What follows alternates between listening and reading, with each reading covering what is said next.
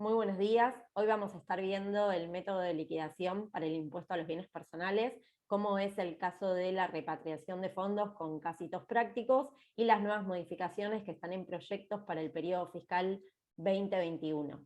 Les habla la contadora Marianela López, egresada en la Universidad de Ciencias Económicas de Buenos Aires y profesora adjunta de la misma casa. También expositora de diferentes cursos dictados dentro del Consejo Profesional de Ciencias Económicas de Cava, y escritora de artículos doctrinarios, tanto impositivos como previsionales, que fueron publicados en Editorial La Ley y en Editorial Repara. Lo que vamos a estar viendo en principio es la alícuota que se tiene que aplicar para los beneficiarios del exterior, aquellos residentes en el exterior que tengan bienes acá en el país, van a tener que gravar esos bienes con la alícuota del 0,5% sobre el valor de los bienes, y para esto va a tener que actuar un responsable sustituto, que es el encargado de retener el impuesto y depositárselo al fisco. Lo mismo va a pasar con todos los accionistas, o sea, quienes tienen acciones, participaciones de todas las sociedades que están comprendidas dentro de la ley de sociedades comerciales, que es las 19.550. Estas acciones también, o participaciones, también van a tener que abonar el 0,5% sobre ese valor. El tema es que el encargado de realizar ese aporte va a ser la sociedad en carácter de pago único y definitivo, con lo cual para los contribuyentes, las personas humanas que posean estas acciones o participaciones, va a ser no computable porque ya lo va a estar ingresando la sociedad. En cuanto a los residentes del país, y en este caso estaríamos hablando específicamente de quienes tienen bienes dentro del país y no en el exterior, van a tener que aplicar la alícuota que tienen ahí en pantalla en función a el monto que tenga de todos los bienes grabados acá en el país. Cabe recordar que actualmente el mínimo no imponible es de 2 millones, pero está en proyecto para modificar el artículo 24 de esta ley y pasarlo a 6 millones. Por otro lado, también tenemos el mínimo no imponible de aquellos inmuebles que son con destino a vivienda. Actualmente no tributa el impuesto cuando estos inmuebles están por un monto de hasta 18 millones de pesos. Bueno, también dentro de lo que está el proyecto se quiere incrementar este valor a 30 millones.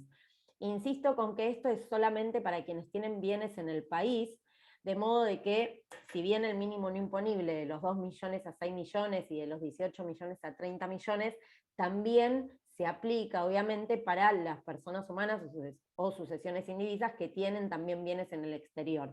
Pero lo que voy es, en cuanto a la alícuota, es esta que tenemos acá, que es la que figura en la ley, es específicamente para quienes tienen bienes dentro del país. Ahora, para que los sujetos, las personas humanas o sucesiones indivisas que tengan bienes en el país y también en el exterior, vienen abonando una alícuota incrementada por estos bienes fuera del país, ¿no? Esto fue algo que se establece mediante el decreto 99 del año 2019, y ahora se suponía que para el periodo fiscal 2021 ya no se aplicaba más porque regía hasta el periodo fiscal 2020.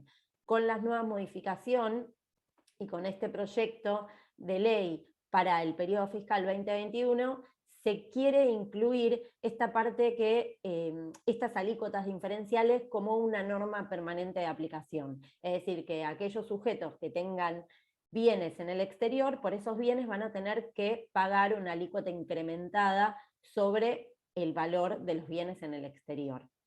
El tema es que es bastante la diferencia, ¿no? Entonces acá la posibilidad que se daba, que se da mediante este decreto para que la persona humana o sucesión indivisa no tenga que pagar esta alícuota incrementada, es mediante la repatriación de fondos. Generalmente se establece un plazo, que lo que fue para este año fue hasta el 31 de marzo, en el cual se tenía que repatriar por lo menos el 5% de los fondos que estén en el exterior. Entonces traer esos fondos acá al país y dejarlos más o menos inmovilizados dentro de lo que es dentro de la entidad del Banco Nación.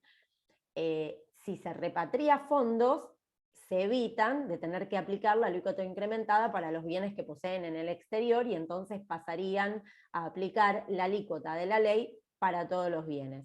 El tema con esto es, bueno, es la incertidumbre, como siempre hablamos de esto de repatriar y traer fondos del exterior acá al país. Con lo cual, en el caso de que no se haga la repatriación de fondos, que siempre, como les decía, se da un plazo máximo para poder hacerlo, en ese caso hay que pagar la alícuota incrementada por los bienes del exterior. Pero además también se tiene que ingresar un pago cuenta. Este pago cuenta fue introducido por la Resolución General 4673 del año pasado, en la cual se establece que al no repatriar, además de pagar la alícuota incrementada por los bienes del exterior, también se tiene que realizar un pago cuenta sobre los bienes que se tengan en el exterior. ¿Cómo se aplica? Nosotros vamos a tener acá estas escalas, entonces voy a tener que ir a la declaración jurada del periodo fiscal anterior, por ejemplo, para el 2020 tuve que ir a la presentada en el 2019 y ver cuál fue el monto de los bienes que a ese momento se poseían en el exterior. Con ese valor me voy a fijar en esta tabla para ver qué alícuota le corresponde, y ese es el valor que tengo que ingresar mediante un volante electrónico de pago como un pago cuenta, ¿no? Lo que fue este año, el plazo venció el 6 de abril, y ese pago cuenta, por supuesto que me lo voy a estar tomando en la declaración jurada de ese periodo fiscal que estoy liquidando. Este año fue el 6 de abril, venció el plazo para ingresar el pago cuenta, y luego este pago cuenta me lo pude computar en la declaración jurada sobre el periodo fiscal 2020. Pero la realidad es que el fisco se está asegurando de esta manera de que se adelante el impuesto antes de que se ingrese la declaración jurada y se pague. Así que esto es lo que hay que tener en cuenta al momento de tener que hacer la liquidación, tener en cuenta estos plazos para ver cuándo me vence la repatriación y cuándo me vence el ingreso de este pago cuenta, porque si bien si yo no hago el pago cuenta y después presento la declaración jurada, lo puedo hacer, pero voy a tener que abonar los intereses desde la fecha de vencimiento que tendría que haber ingresado el pago cuenta hasta la fecha en que efectivamente presenté y pagué la declaración jurada de ese periodo. Vamos a ver un ejemplo. Voy a suponer que una persona humana al 31 de diciembre del 2020 tenía bienes en el país por un monto que supera el mínimo no imponible, o sea que está alcanzado por el impuesto, y también tiene dinero en el exterior en una cuenta bancaria. Entonces, si digo que el dinero que tiene en el exterior era a esa fecha, al 31 de diciembre del 2020, 10 millones de pesos, y después digo que los bienes en el país, tanto dinero como los bienes son de 16 millones, sumarizan 26 millones en total sobre los bienes de acá y de afuera. Entonces, si yo tengo que hacer la liquidación con esta alícuota incrementada, voy a decir, los bienes del país son 16 millones, le voy a descontar el mínimo no imponible vigente hasta el momento, o sea que la base imponible es de 14 millones.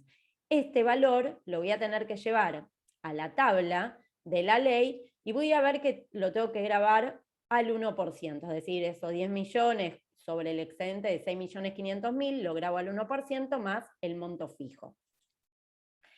Por otro lado, tengo los bienes del exterior, y si no hago repatriación, tengo que pagar la alícuota incrementada. ¿Cómo voy a calcular esta alícuota incrementada?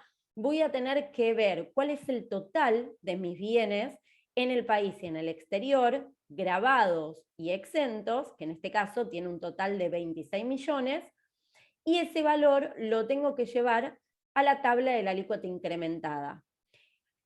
Y como supero los 18 millones, la alícuota es del 2,25%, con lo cual los 10 millones que tengo en el exterior los voy a grabar al 2,25%. Entonces, acá me estaría sumando 341.250, que es el impuesto que tengo que ingresar por los bienes de acá y de afuera. Ahora, si yo supongo que este mismo sujeto hace una repatriación de fondos de estos 10 millones que tiene en el exterior, repatria un 5%, por ejemplo, estaríamos diciendo que,